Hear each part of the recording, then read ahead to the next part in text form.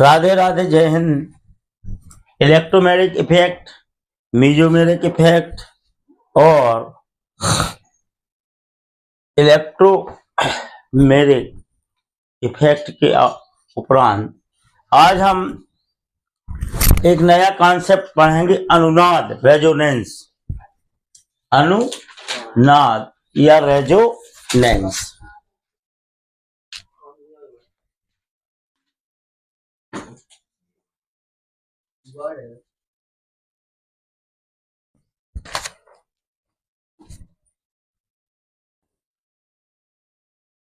Resonance, resonance, अनुनाद। जैसे mesomeric effect और इलेक्ट्रोमैग्नेटिक इफेक्ट में पाई बॉन्ड के कारण या पाई इलेक्ट्रॉन के कारण जो प्रभाव पड़ता था, उसी प्रकार रेजोनेंस भी मुख्य रूप से उन्हीं कंपाउंड में पाया जाता है जिनमें पाई बॉन्ड या पाई इलेक्ट्रॉन होते हैं। पहली शर्त तो ये हो गई कि वे ही कंपाउंड रेजोनेंस की घटना प्रदर्शित करते हैं जिनके पास पाई इलेक्ट्रॉन होते हैं और उनके स्ट्रक्चर में पाई बॉन्ड के स्थानांतरण के कारण या स्थान परिवर्तन के कारण या उनके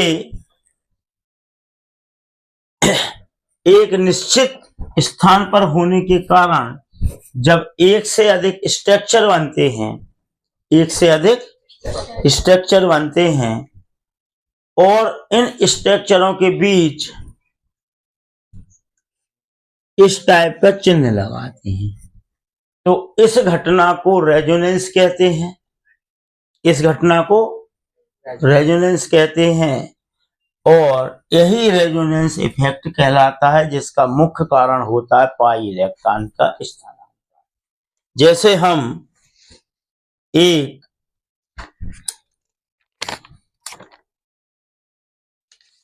स्ट्रक्चर लेते हैं कि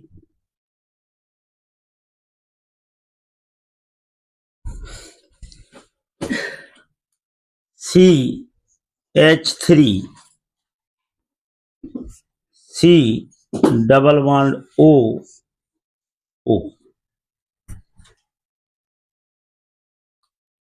अब अगर यह इलेक्ट्रॉन यहां चला जाए तो इस ऑक्सीजन के पास जो लोन पेयर इलेक्ट्रॉन है, यहां इलेक्ट्रॉन की डेंसिटी कम जाएगी, तो ये लोन पेयर इलेक्ट्रॉन कहाँ जाएंगे? यहां आ जाएंगे और इस प्रकार यह दो प्रकार के स्ट्रक्चर बन जाएंगे।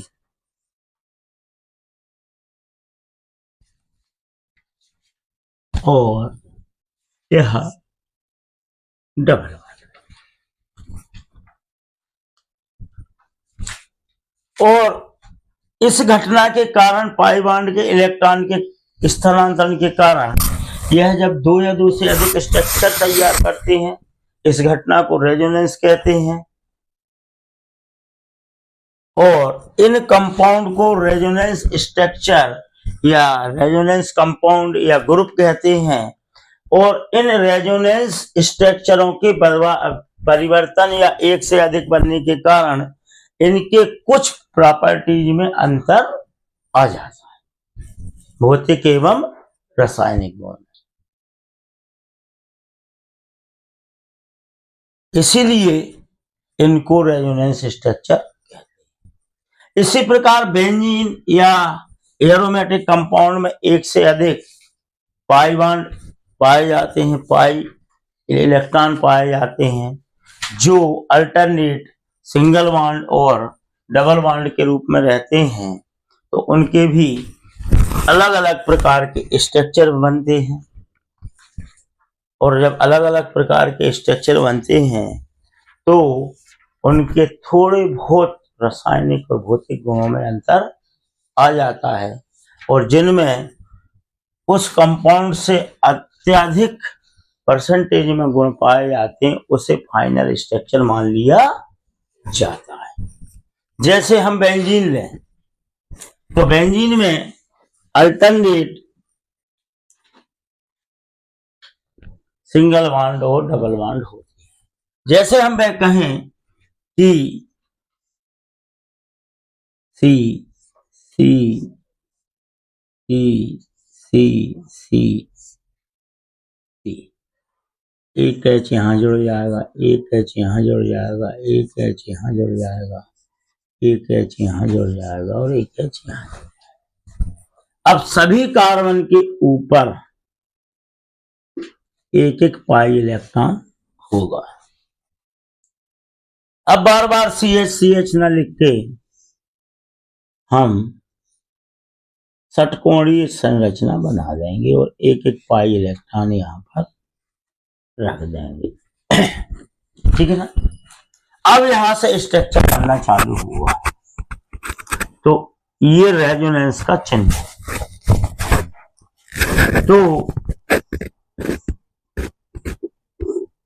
अगर ये दो के बीच अट्रैक्शन होगा तो ये पाई बॉन्ड बनाएंगे, फिर एक छोड़ के फिर इन दोनों के बीच होगा तो ये पाई बॉन्ड बनाएंगे और इन दोनों के बीच होगा तो ये पाई बॉन्ड बनाएंगे। दूसरे प्रकार का स्ट्रक्चर, इन दोनों के बीच आकर्षण, इन दोनों के बीच आकर्षण, इन दोनों के बीच आकर्षण, तो एक स्ट्रक्चर बनेगा आपका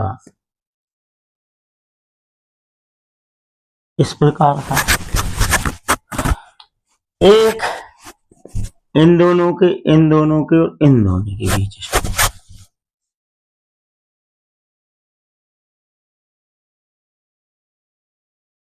इस प्रकार का स्ट्रक्चर बनेगा।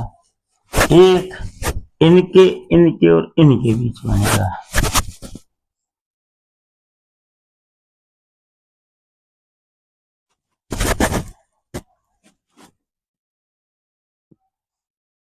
इस प्रकार का एक स्ट्रक्चर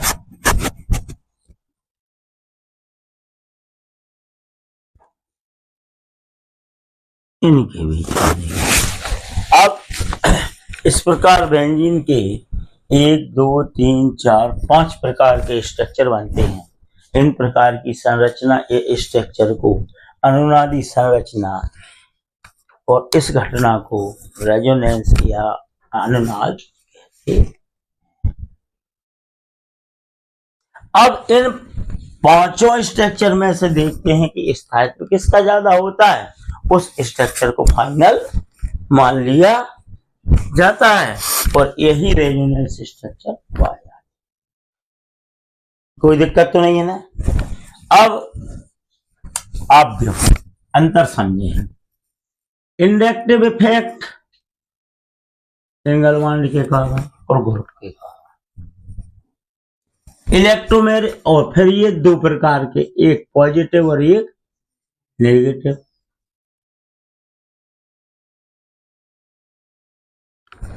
दूसरा पढ़ा था हमने रेजोनेंस, मीजोमेर नहीं, इलेक्ट्रोमेरिक इफेक्ट, इलेक्ट्रोमेरिक इफेक्ट ये भी डबल बैंड के कारण से, और यहां पर भी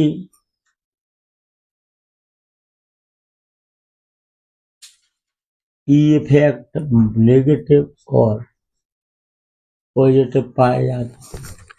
तीसरे प्रकार की घटना थी मेजोमेरिक इफेक्ट, ये भी दो प्रकार के थे, ये भी पाई बॉन्ड के कारण थे और लगभग मीजोमेरिक और रेजोनेंस समथिंग होती है,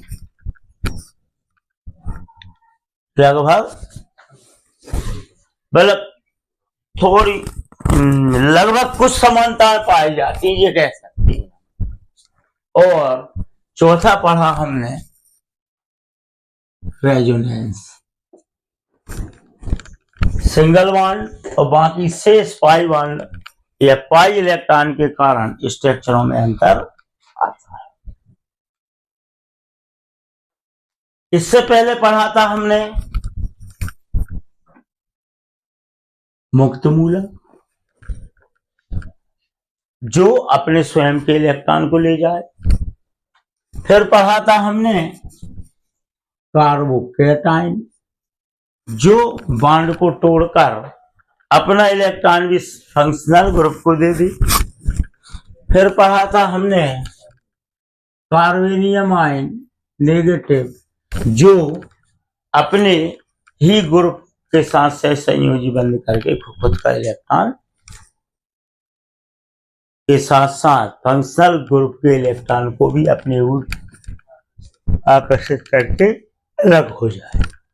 इस प्रकार free radical, carbocation, carbonium ion I effect प्रेरणा देता है, बस केवल ये प्रेरित करता है।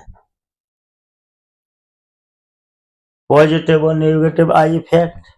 फिर इलेक्ट्रोमेरिक इफेक्ट जहां इलेक्ट्रॉन डेंसिटी कम या ज्यादा हो, ये भी पॉजिटिव नेगेटिव। जहां पर मीजोमेरिक भी ये घटनाएं होती रहती हैं।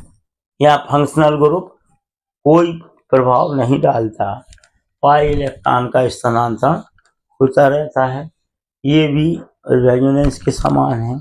और उसके बाद फिर है रेजोनेंस जो कि पाई इलेक्ट्रॉन या पाई बॉन्ड के कारण एक स्थान से दूसरे स्थान पर जाता रहता है। इससे पहले एल्किल मूलक पढ़ा हमने आर मेथिल एथिल प्रोपिल। अब एथिल मेथिल प्रोपिल में कोई फंक्शनल ग्रुप जोड़ा हमने तो वो कहलाता था कंपाउंड ऑर्गेनिक। अगर एल्किल की सीरीज में मेथेन से लेकर डेकेन तक, मेथिल से लेकर डेकेन तक एक समान फंक्शनल ग्रुप पाए जाएं तो उसे होमोजीनस सीरीज बोलते हैं। अब आपके माइंड में पूरे क्वेश्चन सेट है क्या नहीं? आप इससे पहले एल्केन, एल्कीन और एल्काइन और ये हुआ एल्किल ग्रुप। सिंगल बॉन्ड है तो एल्केन, डबल बॉन्ड है तो एल्कीन, ट्रिपल बॉन्ड है तो एल्काइन। सिंगल बॉन्ड वाले सैचुरेटेड हाइड्रोकार्बन, हाँ सिंगल बॉन्ड वाले सैचुरेटेड हाइड्रोकार्बन, डबल बॉन्ड और ट्रिपल बॉन्ड वाले अनसैचुरेटेड हाइड्रोकार्बन। और ये सभी आते हैं हाइड्रोकार्बन की सीरीज। कहां से चले थे हम? अब देखो आप फिर आपके दिमाग में ये सिनाप्सिस को सेट कर लो। हाइड्रोकार्बन क्या है? हाइड्रोजन और कार्बन से बनी हुई। फिर ये दो प्रकार के हो गए, saturated, unsaturated. Saturated single bond वाले, अनसैचुरेटेड डबल बॉन्ड और ट्रिपल बॉन्ड वाले। कार्बन और हाइड्रोजन की संख्या समान सूत्र के आधार पर चलती है। एल्केन में से एक H को निकाल लो, एल्किल ग्रुप। एल्किल ग्रुप में OH, NH2, CHO, COH, CN, NC। Functional group को जोड़ दें तो वो क्या बन जाएगा? Organic compound. ऑर्गेनिक कंपाउंड की एल्किल सीरीज में अगर एक प्रकार के फंक्शनल ग्रुप हो तो वो क्या कहलाएगी? Homogeneous series. अब इन सीरीजों के एल्किल ग्रुप की नॉर्मल चेन में किस किस प्रकार की घटना होती? कंपाउंड सामान्य एल्केन में और उनसे जुड़े हुए फंक्शनल ग्रुप के उसमें। तो यहां पर हो जाएगा I effect plus I effect minus I effect. फिर E effect electromeric effect plus और माइनस। उससे पहले एल्किल मूलक, कार्बोकैटायन, कार्बेनियम आयन या carbanion, I effect, E effect, mesomeric effect और फिर रेजोनेंस। सभी बेहतरीन अच्छे से समझ में आए क्या नहीं? अब एक बार आपको घर पर इन क्वेश्चनों को नोट से अध्ययन करना बहुत जरूरी है, क्योंकि एग्जाम्पल का अभ्यास होना। अगर डेफिनेशन अकेली लिखेंगे तो आपको आधे अंक मिलेंगे, एग्जाम्पल सहित लिखेंगे तो आपको पूर्ण नंबर मिलेंगे। आज के लिए इतना ही। राधे राधे, जय हिंद।